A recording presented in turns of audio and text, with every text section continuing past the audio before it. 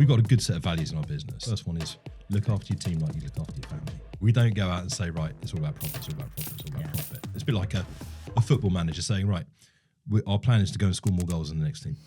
It doesn't work. That's the outcome. That's what we want at the end of it. They need a much better strategy, and our strategy is to look after the team. In 2025, you won the Publican Award, for Best Pub Employer. What concrete things made ACI stand out compared to the other operators? Look, get the basics right.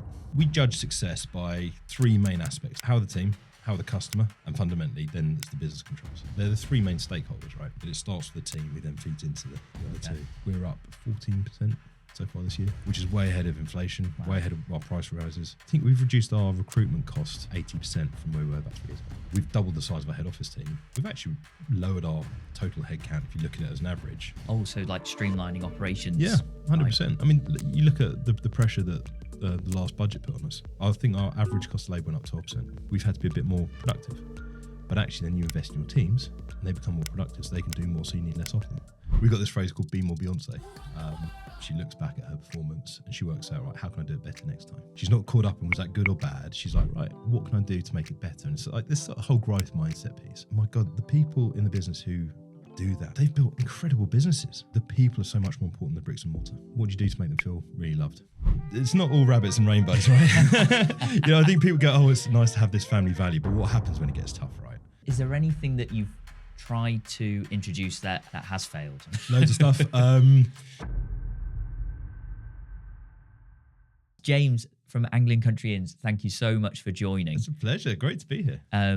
I've spoken with plenty of people, including Will, about your career in the world of Anglian Country Inns. It sounds like you are very much the pub dynamo of the UK. It's very kind of you to say so, yeah. So thank you for joining. I suppose for the listeners, we're so intrigued to find out a little bit about what you do in the world of Anglian Country Inns, how it all started, and then what I'd love to find out is how you've managed to scale the way that you have with the culture as well. Yeah, great. Fantastic. So Anglian Country Inns, we'll turn 30 next year. Wow, really? 30? So, okay, amazing. I mean, this is, we're talking long, we've been around for a long while. It all started with Dad. He bought a pub in 1996 up on North Norfolk coast, the White Horse at Brancaster. He spent a lot of time in the village. He loved that part of the world, and happened to have a bit of money and bought a little rundown boozer called the White Horse at Brancaster, and everyone thought he was mad. This pub was it was a dive, had a caravan park out the side, and he said, "What are you doing?" Because it's a horrible little 1930s build, really, really bad reputation. Really? It was. Oh yeah, it was like people didn't go in there. It was really, you could buy a lot more than just alcohol in there and some rather dodgy characters. And that was 30 years ago, almost 30 years ago. He bought it for a bit of fun. He wanted to do good food without pretension, and he's always had this sort of spirit about him to, he loves what he does. And he'd been in the world of windows before, making plastic windows. Okay. And I think he saw the opportunity to start a pub. Okay. And that was just a bit of a whim. Wow. 30 years later, up to 10 sites, got 500 people working for us. And we've got a reputation for really good premium food. But we've got all sorts. We've got 10 different sites. So we've got a wedding venue with a fine dining restaurant. We have a coffee shop. We have a gastro pub. We have a sort of village pub. We have a high street brasserie. We've got lots of different bits and pieces. Yeah. But it's all rooted in really good food and making people happy. Yeah, I was going to ask, what do you have to get right to scale to 10 sites? I think you have to get a lot wrong first. What did you get wrong? Well, Dad's always had this phrase. He said, to double your success rate, you've got to triple your failure rate. Okay, nice. And I think, you either win or learn. Okay. So we've learned a hell of a lot. I've been involved fully for nearly 20 years now. Okay. So again, I've learned a lot in that, and I've probably had about 20 different careers in that space within the industry or within the business. Yeah. It starts with a good idea. Okay. It starts with what is it that really makes you tick and what you're really passionate about. And for Dad, that was good food and good times. one of the first people who he spoke to about the pub was a chap called Cyril, who's he's a fisherman in the village, and back then he was harvesting mussels, and he said, "Cyril, would you come and serve mussels to the White Horse?" And he goes, "Why?" He goes, "I've just bought it." And he just loved mussels, and he'd known Cyril for a long time, and that simple idea of really good produce done really well and simply. And 30 years later, we're still working with Cyril, and it's now it's son Ben, and they're predominantly doing oysters. But it's just rooted in something really simple that he loved. So he loved this idea of good food, and then it was probably 10 years later we bought the second pub, or Dad bought the second pub, and I sort of came into the business on a more permanent basis. And again, it was we'd put some rooms in the pub by that time, and the property director of the local Heritage Foundation in Hertfordshire, in Letchworth, where we've got the other pub, had been to stay with us in Norfolk. Okay. And she just loved what we did. And she was like, love the food, love the mussels. We've got a pub in the village. We've had 3 landlords in the last 10 years and nothing's worked. Would you be interested in taking it on? So that was how sort of like the Norfolk Hertfordshire connection started. Wow, okay. And then we just took this pub on and really wanted to bring good food to Hertfordshire. There's a lot of food in Hertfordshire. You go back 20 years now, so it's kind of just the cusp of gastropubs coming in. Yeah. And there was some good food in Hertfordshire, but it tended to be more in the restaurants.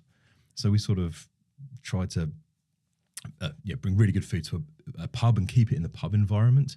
And so, hence sort of the gastro nature of what we did came on board. So it's kind of, the idea has been rooted in really good food, but in simple, unpretentious settings. Yeah. And that is the sort of the bit we tried to hold on to. So we were sort of pioneers in this kind of modern take on pub food. It was still simple and accessible, but it was really interesting. And people were like, this is great. So we, even if it was just a sausage and mash we were doing or fish and chips, then we're just doing it really, really well. And it really just helps bring people to us because, again, not a lot of other people were doing that. Yeah. In that sort of casual space. We could come in for a pint and have like a busy bar at the front, or go for, a nice meal at the back and sort of elevate it in the restaurant at the back. So it was something fresh. And actually, I think the challenge now is that a lot more people are doing it, and actually a lot more people are doing really good food. So it's almost harder now to do it because the context is very different. Yeah. And what would be your USP compared to them now? Would it be that foundation of what you've already set up? I think the food has got to be interesting and relevant and tasty and affordable. It's got to fit that gap. I think what we do well now is we've managed to build at scale. Yeah. So we've got 10 completely independent offers, but we've got scale behind us. Okay. So we've got the ability to do things that smaller independents can't do, but we've also still got the smaller independent nature that sort of distinguishes and sets us apart from some of the larger chains. Okay. Can that be seen in the employee experience as well for the team? Yeah, 100%. We've got a good set of values in our business, and a lot of it has come through, what Dad started with. And my brother's in the business now, so Howard and myself have sort of embodied some of this stuff, and we've defined our values. And a big one's family. The first one is look after your team like you look after your family. Right. And it's about celebrating a good time together. So if you one of your family succeeds somewhere, you go out and celebrate with them. So. And also, when things get tough, families come together. Yeah. So, if people are going through tough times, whether it's at work or personally, we all stick together and got each other's backs. And they're really important bits about how we've sort of built the culture up.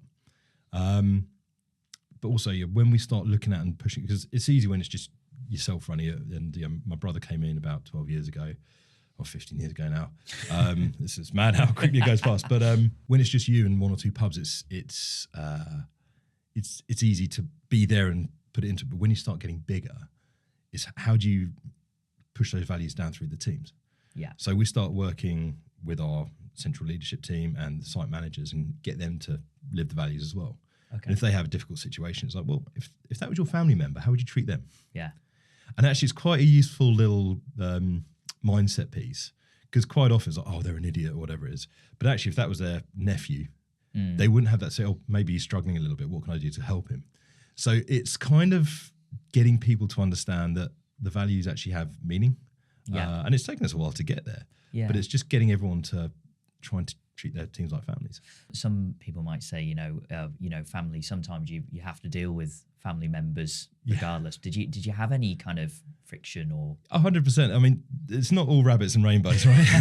I think people go, "Oh, it's nice to have this family value," but what happens when it gets tough, right? Yeah. And you can't avoid tough conversations. Yeah. Right. And I think good families don't avoid tough conversations, but they have them knowing that we've got your back. So look, we care about you, but we've got to talk about this. And yeah, you're right. Some people don't get it. And they're like, yeah, but that's not right. Like, well, why is that not right? Well, it's going to cost us money. Or we can't do that because it is going to cost us money. And I think what happens in difficult times, the values are much more important. Yeah. Because it's really easy to lead a business when it's going forward. It's really easy to, talk about your values when everything's going great. But they don't really mean anything unless you can use them to help guide and shape your principles when times get tough. Yeah, when they start costing you money, that's when they're really, really important. Yeah. Because then they're true. Yeah. Because it's very easy to say, well, yeah, we're going to treat you like family, except for when it doesn't work and then we don't care about you, we're just going to fire you.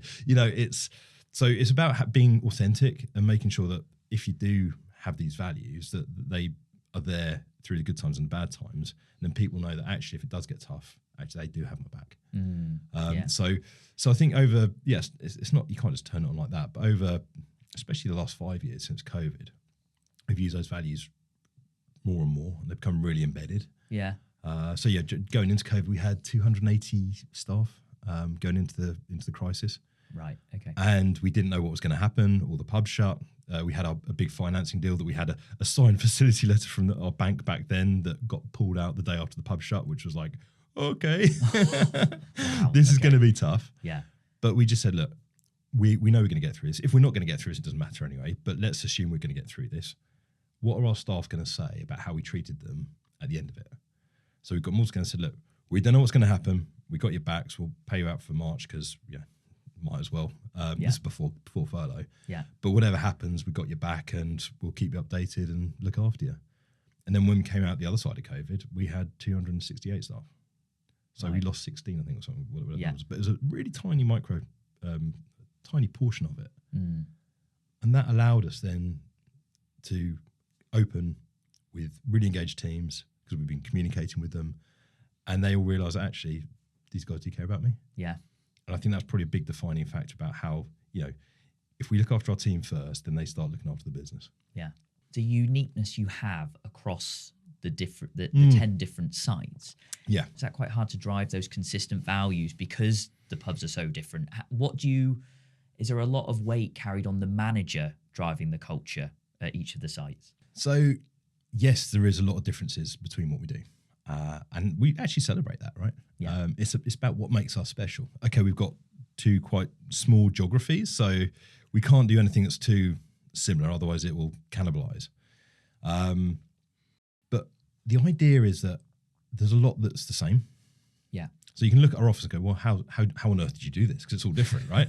Yeah. Or you can say, hang on a sec, what is it that makes us, what is it that bonds us? We look like a tree, right? So the roots, the branches might be going off in different directions, but the roots are the same.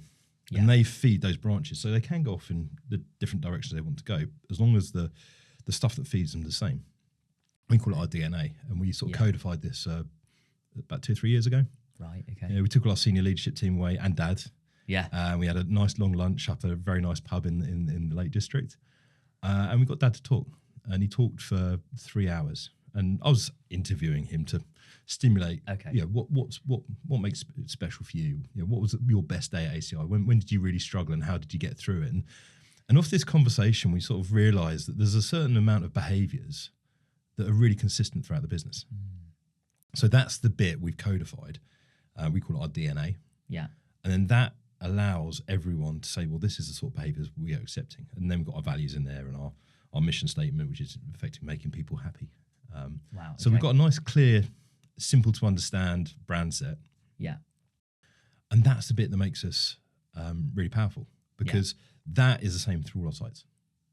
Okay. But it allows us to run a gastropub with, seafood and rooms one end of the village. And we've got a lovely pub with pizzas and rum and beer and shantymen at the other end of the village. Very different offers, but there's this consistency in how we look after the team, how we look after the guests. Yeah, a lot of it's local produce. Yeah. So we looked at the bits that were similar, where the Venn diagram overlaps, right? And then actually what we've realised is, and a big sort of leadership lesson for myself is that I can't do everything myself. Yeah. And actually this is what I talk to a lot of, I call them, Superman syndromes, where we get managers who are trying to do everything themselves. And they realise you've got to get your team to deliver for you. So, my leadership sort of mantra is, you've got to get the results for other people, but then empower them to be leaders and let them make decisions. So we have frameworks around, purchasing, around compliance, around SOPs and, the HR stuff. So all the stuff that we have is frameworks. And then even within the offering, we have like a brand ID, but we empower the GM and the head chef to own that story. Yeah. So give them the framework to operate in, and the commercials and the compliance and bits and pieces.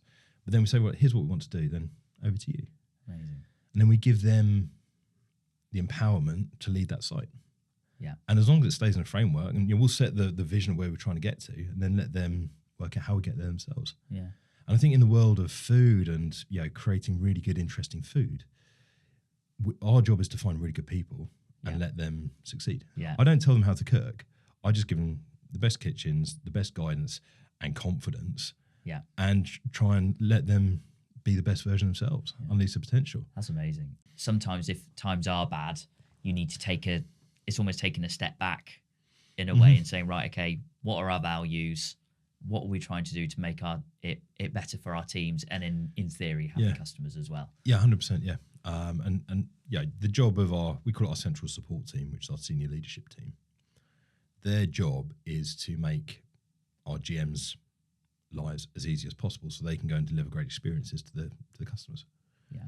And so they're constantly supporting and doing things that are making the lives easier for the GMs. Sometimes it might look harder from their perspective, and trust me, we've again made a few mistakes there. We've had this great idea and we tried to put it in, and everyone's like, "This ain't working. This is making our lives so much." So we've brought it back and thought about it again. Yeah. But fundamentally, we know that they're there to help. Yeah, and we've got our head office sort of sits alongside that, and we've got 4 in the head office team who've worked at sites before. Okay. Yeah. So they know what it's like at sites when it gets a bit tough. So when they get a phone call saying, "Oh, I really need this, can you do this for me?" They're like, "Yeah, cool, no worries, I'll sort you out. I'll get you back." And then, "Oh, thank you so much," rather than, "Well, why didn't you tell me a week ago?" and start, "Oh, yeah." So it's people understanding and having empathy for people on the front line who are doing the really, hospitality is tough. Yeah. It's rewarding as well. But if we can take some of the general admin and the stuff that really frustrates people away and allow the sites to operate as well as they can, then we're doing our job properly. Yeah, it's the proactive versus reactive, I guess, for the managers. Because don't get me wrong, hospitality, you need that element of emotional intelligence to succeed in it. Like, something's happened, you need to be on it straight away, and it had to be done 24 hours ago. Yeah. But if you can make it as proactively reactive as possible for the team, then that will make a difference. Yeah, and try and solve the problems before they happen. Yeah. We've got this phrase called "Be More Beyoncé." Be More Beyoncé. That is brilliant. That's into our DNA. It came off a TED talk I listened to where this guy's chatting about Beyoncé, and after every gig, she looks back at her performance and she works out, right, how can I do it better next time? Yeah. She's not caught up in was that good or bad. She's like, right, what can I do to make it better? And it's like this sort of whole growth mindset piece. Also, I quite like it. It's a nice sticky name, so people buy into it, right? And people are sick and tired of doing it. But I say, well, you've got a problem. Well, be more Beyoncé, right? Play back your performance. What would you change for next time? It takes away this guilt, or I'm blaming you for fucking up, or and also this ego that comes with I'm really successful. It's all my sort of doing, and actually just says, right, let's be objective in this. How can we look at how we can do it better next time? And my God, the people in the business who do that and apply that sort of mindset of being more Beyoncé, they've built incredible businesses. And it's also empowering them to think about what they can do to improve it. Yeah. And it's, for me, that's a really important way about how you move forward. So when you do have mistakes or things that don't go to plan, as long as the intention was right, as long as it's sat in the framework and there's no sort of malice or or ill forces involved, then they become happy to try new things. Because, okay, I tried it. We had the right intentions. We had the right thinking, but actually we hadn't thought about that. So next time we're going to do that. And that's how you build forward. And our best performing sites are the ones that are being more Beyoncé and reflecting about how they can do it.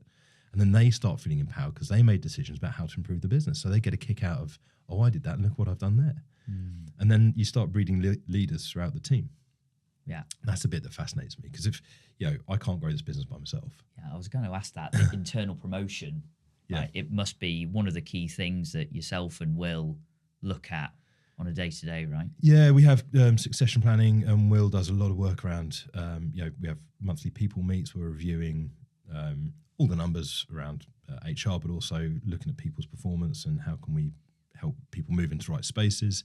I think we've got 52% of senior management roles being filled with internal promotion. Wow. Okay. Which is really quite chunky. Yeah. But within the central leadership team, we've brought people like Will in from outside who had great experience in other pubs, pub operations. So we've got some real long-term, and deep ACI knowledge and experience in the business. Plus, we've added a few in from outside the business who bought into our culture, and then they're bringing really good wisdom from outside the business and helping it grow. So we've got a nice balance between people who've been here a long time plus experience from outside who are helping to drive it forward, and that's quite a powerful combination. Yeah, that foundation that has been layered just sets you up to potentially, expand even further, I guess, the next site on the way. Is there plans to do that? Yeah, very much so. And I think it's really interesting. Someone's like, you're looking for a new site. I'm actually looking for a new GM first. Right, yeah. Makes sense. I think, everyone's so absorbed about where the next site is. If you find a great site, but you haven't got the right person to run it, Yeah. you're buggered. Yeah. If you actually find a really good person and say, actually, right, stick with us and we'll hold you until it's ready. And then look, we've got this new site. They know the culture, they know the values, they know how we run our ops, they know load of the team. They've probably got a bit of experience at other sites. And all of a sudden you've got someone that you know and trust to go into there. Yeah. I had a friend, I won't say who, he sold a pub for quite a lot of money. And a year later, a big pub co bought it and it wasn't making as much money.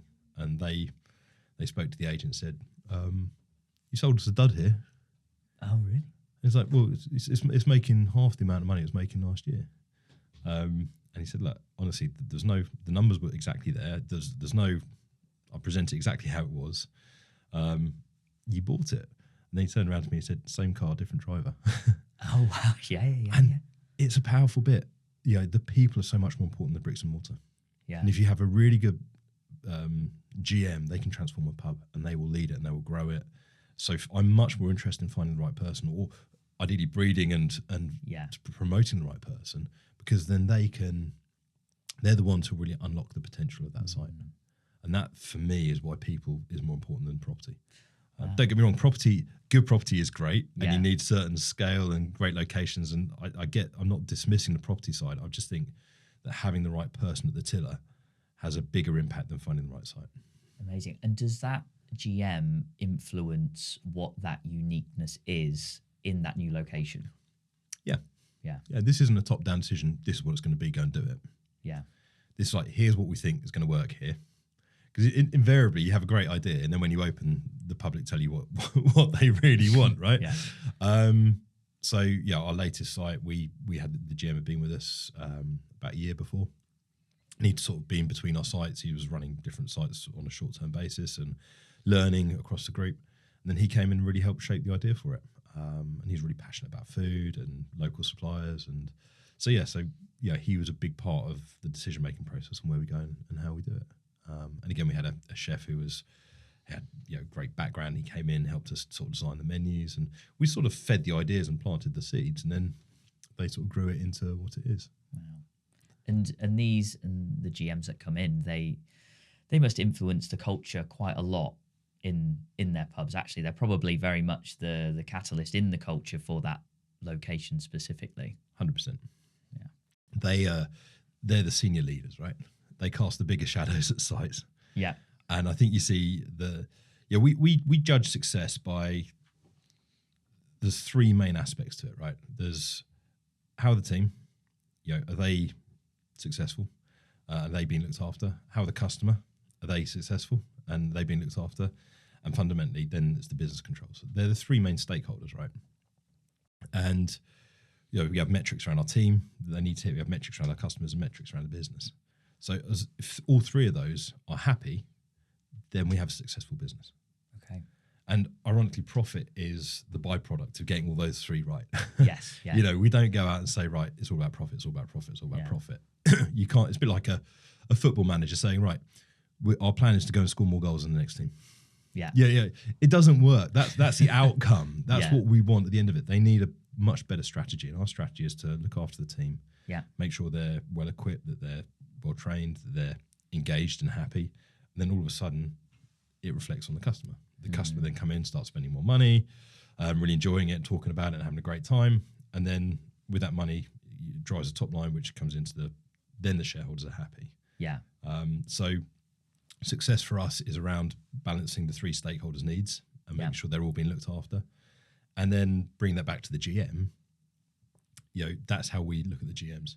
And I would argue that any given time, two of those are in balance, one slightly out of balance, and that allows us to direct. And actually, we need to focus a little bit more on maybe the commercials, or actually the team are really great, but the customers we get a bit of bad feedback, or revenue's down. Let's look at what's happening there. Yeah. So, but the good GMs balance all three really well, and know that it starts with the team, who then feeds into the other two. What kind of metrics do you look at from the people side? So the biggest two are staff retention and eNPS. Okay. So net promoter. Basically, are your team happy? Yeah. Because if your team are happy, it's a very simple net promoter score, then they're much more likely to do a better job. And also they could be happy but then disappear. So retention is the sort of the backer up to prove that happy team and they are committed. So they're the two big KPIs. Okay, we'll drill it down. There's lots more off the back of it, but those are the big two that each GM's targeted against. Right. Okay. Yeah. And customer metrics, would that drive around kind of things like loyalty? Or So the big two there are basically we call our MPH score, making people happy, which is basically a combined CSAT score. Nice. And revenue.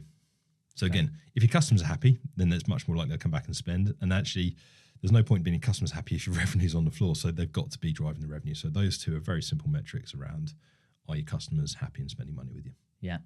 And I can imagine a lot of, because they are in kind of outside of London, or East Anglia, Hertfordshire way, a lot of your employees also are probably your customers as well. Employees, families, coming in and experiencing the world. Is there anything like after your first 3 months of working with us, you can take your family for a pub meal and things? Yeah, so we have staff discount, and quite a healthy staff discount, and we encourage people to come and spend money in the pubs.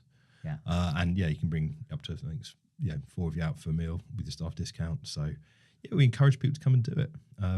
And I think we operate quite lots in communities. We know the areas. Again, they're quite small geographically. Yeah. And so we try to do a lot to support the communities, and we realise that a lot of the staff come from the communities, that they're either the kids of customers, or they are customers themselves, or they've all got connections to it.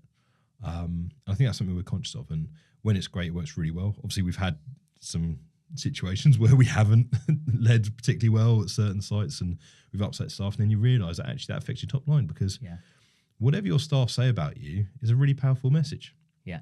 We've had to, and this is where Will's really good. Yeah. Will gets that you've got to talk to staff as individuals. And even if it's not great news, maybe they've turned up for an interview and they haven't got the job, be nice to them. Yeah. And actually say, look, really, I'm so glad you applied for this job. Sorry, it hasn't worked out this time. If you've got anything else coming up, I'll give you a shout, or something like that, rather than just they turn up for an interview, they don't get any feedback. And this is where we've improved a lot on that stuff. And then that's how people talk about you when they leave. They've got friends or family who are local, then talk about your business. And when staff leave, as long as they're leaving for the right reasons, we'll open the door and say thank you very much and appreciate your time. And it's a really powerful technique, because when they leave, even if it didn't work out for them, they can still leave and say, but ACI were nice and handled it the right way. We have quite lots of boomerangs who are people who have worked for us. Come back, right? They come back and work for us. So trying to think how many, certainly 2 GMs have left and come back and work for us now, which is great. We've got Mike at the cricketers. He started as pot wash in the Fox. Did about 10 years for us, going from pot wash to sous chef. And then he went off to run his own pub, and he came back 5 years later, and he's now phenomenal head chef, cooking some of my favourite food in the group, in the Little Arms. And if you have this good reputation, we've worked really hard to build up the sort of the brand rep for ACI and working for it. And then that allows good people to come back to you. And guess what? They go and tell their mates. Yeah. So they say, oh, come and work for us, and you work with me, we need a job. And then you get good people coming in. And that's really powerful. It's like, I think you have good people in the business, they radiate. Yeah. And it's like everyone talks about the bad apple, right? And trust me, we've had a few bad apples that we've tried to act on quite quickly because I know how destructive they can be.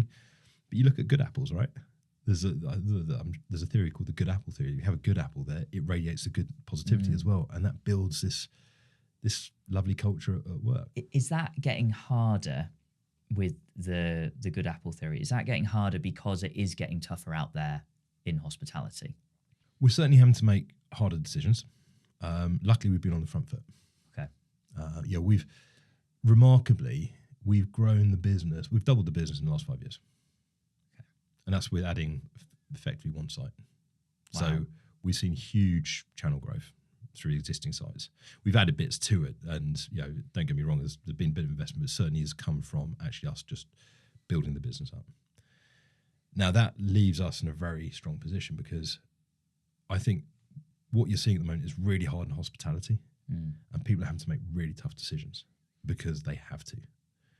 We've worked really hard to get on the front foot, to look after our teams, and we've invested a lot into looking after teams, and it puts us on the front foot. We've just done a refi that's going to pave the way for much more growth. We're up 14% so far this year. Okay, yeah. Which is way ahead of inflation, way ahead of our price rises. And what I'm telling the teams is this allows us to make really positive decisions. Yeah. And actually allows us to all grow. We've doubled the size of our head office team in the last 5 years, and actually creates opportunities. And if you're on the front foot, you have the privilege of being able to make really good positive decisions. Now, it's not to frighten everyone about being on the back foot. We've had some tough times. We still have to make difficult conversations, but put us in a real strong position. And I think a lot of businesses out there start having to make tough decisions, start to remove headcount. We've actually lowered our total headcount, if you look at it as an average, just because of the nature of what we're doing. Also, like streamlining operations. Yeah, 100%. I mean, you look at the pressure that the last budget put on us. I think our average cost of labour went up 12%. Wow. Okay, 12%. By the time you factor in all the NICs and everything else and national minimum wage, it's a big chunk. And we can't just pass 12% on to the customers, right? So we've had to streamline a little bit. I think total headcount's down just nearly 4 or 5%. As an average, we've actually it's a high headcount overall with the new sites and everything. We've had to be a bit more productive. But actually then you invest in your teams and they become more productive, so they can do more, so you need less of them. And actually we've looked after our teams better. We have anyone working over 48 hours a week goes onto a list, and we check it. We're actually driving down people working stupid hours. Yeah. And we register, and actually it's a historic low. You see the trend is coming down over the last 3 or 4 years since we put it in. And when you look at our sites when they're really, really busy, if you can look after your team, it doesn't mean people aren't working silly hours, but if they are, we're rewarding them. Yeah. And actually we're saying, why are you doing this? How can we stop you doing it? It might be a day in lieu coming up. So they're feeling reward. But the bit, I remember speaking to one of my ops managers just after COVID, when everyone was doing silly hours and the pressure was intense, because we thought we were going to be 40% down, we were 40% up. Wow. So it was really bloody hard. And everyone was probably about 18 months after coming out of lockdown. I think everyone felt it. No one had any gas in the tank, right? And everyone was knackered. And we said, look, we've got to do something about reducing people's hours. So, and I said, if all your team had to do 45 hours a week and we're not allowed to do any more, what would happen? She goes, well, we wouldn't be able to run the business. I said, well, our business model is broken. Yeah. So we had to rethink about how we did it. Now, the irony is actually, if you're doing less hours, when the team come to work, they're actually more energized, and they're much more productive. Yeah.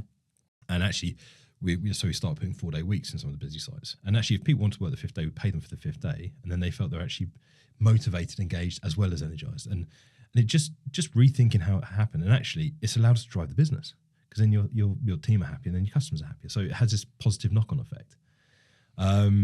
So yeah, little things like that have really helped us drive the culture. And when you look to where we were 3 or 4 years ago, we've had a massive improvement in reducing long hours. Yeah. And it's had a tangible impact on the business, but it's actually made the business more profitable. Yeah. It's kind of like this reverse thinking. Yeah. That people, you can't quite understand it, but it's had a big impact, and it's improved retention, it's improved staff satisfaction, and all these positive things that come out of it are brilliant. Like, I think we've reduced our recruitment cost by about 80% from where we were about 3 years ago. That's a lot. Yeah, I had a look on our sort of just finished our half year, and it's like, is that all we spent on recruitment? Yeah. And it was a lot more than that, about 4 times more than that was. And I'm like, that's because these are some of the benefits that you don't see when you start looking after your teams. Well, yeah, because they're not leaving, right? If there was one reason why someone would leave ACI, what would it be?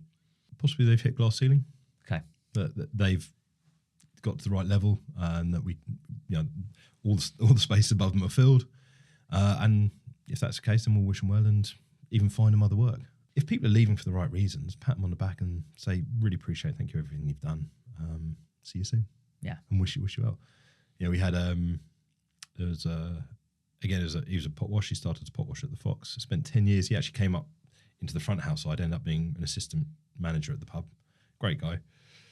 And he came to me and said, James, one of his locals bought the pub across the road, and he's asked me to go and run it. He's almost so nervous, and I was like, well done. He's a lovely guy, really talented. And I said, look, best of luck to you. I was a little bit gutted, don't get me wrong. Yeah. But this is a guy who come over, he couldn't speak a word of English when he started. And 10 years later, he's good enough to go and run a pub. It's amazing. And actually, I was really proud of him. It was horrible to see him leave, don't get me wrong. And it was really frustrating. But at the same time, I was really proud of him that we'd given him the potential to go and do something and skilled him up. And that for us is like, if you get that right, then if we're breeding talent like that, then we're doing the right thing. Yeah. Okay, he hasn't come back. He's still doing a good job over the road in the pub across the road. But there are other people, similar stories, that they go leave and they come back, and then you've got really good people who are happy to come back to you. And so leaving on good terms is really important. In 2025, you won the Publican Award, for Best Pub Employer. What concrete things in hiring, training, and culture, kind of made ACI stand out compared to the other operators? Well, first of all, we were up against some brilliant operators. And also, I just need to say there's only 499 people at ACI, because we won the under 500 category. Oh. No, I mean, technically, we are in the head count. So, look, the other operators out there, brilliant. So we were up against some really stiff competition. Yeah. Look, get the basics right. That's a no-brainer. We have our own internal payroll. We make sure everyone gets paid what they're due, exactly when it's due. If there's any issues, and invariably there are, people have put the wrong bank accounts in when they start, or there's some hours missed, we'll sort that out straight away. Yeah. So people know that we got their back. But people just say, sod them. It's not important. It's really important. This is people's money. Yeah. Right? Yeah, and it's really powerful for them. So the basic stuff is really important. So there's a lot of focus on getting the basics right. Will's launched the first 12-week induction. So that first 12-week program, we've really improved the introduction to the business and the whole induction process, so people actually feel more welcomed on board. And that was an area that we'd seen a bit of weakness. So that was something we'd focused on, assuming the basics were all there, and we take great pride in that.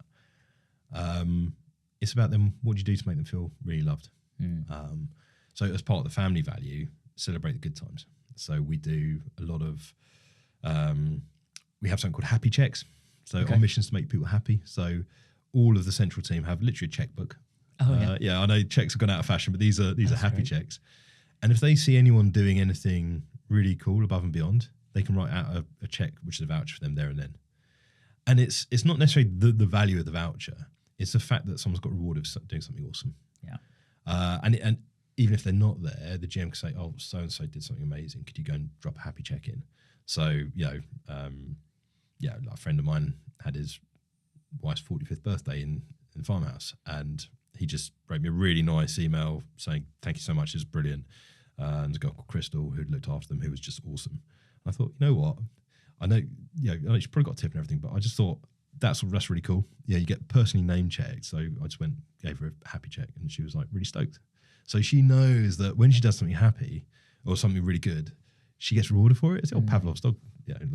Just condition them to do good stuff. My favourite story was at the farmhouse. It was only a few years after we opened, and there was a customer who stayed the night, and he was waiting for a taxi, and he was getting a bit stressed because the taxi hadn't turned up. Yeah. And he was like, God, I've got to get to the station. And one of the cleaners said, I'll give you a lift. And so he said, you sure? He goes, yeah, don't worry. So she hops in the car, check it's okay. So hops in the car, drove him down Stephen, only 5 minutes down the road. It turned out it was Mark Palmer, who's the travel editor of the Daily Mail. He stayed incognito. When we got the review back, said, these guys are amazing because, I was desperately, my taxi hadn't turned up, and luckily one of the staff gave us a lift out. And those little acts of kindness going above and beyond, if you can reward them and make people feel really good for doing it, then they're more likely to do it again and again. And then that feeds into the fact that actually, these guys are genuine about making people happy. They'll look after you for doing it. So those little bits and pieces that we can celebrate success and make the individual in the front line feel it, then it goes into this culture where people are rewarded for doing good things. Yeah. And then they feel like actually it's a good place to be, and that's where I think good employers come from, because you're actually making human connections with people. Yeah, and now you're the value, the foundation of culture that you've been able to set the bar really in the world of pubs. You're now able to working closely with Will in implementing All Gravy, right? Something very, very. I know that Will is very, very excited to get it set up. Yeah, absolutely. Look, one of the big things we do is try and listen. And a lot of the feedback is we want better comms from our team. And when we saw All Gravy, it just answered everything we were looking for. So it's really exciting that we're coming on board with you.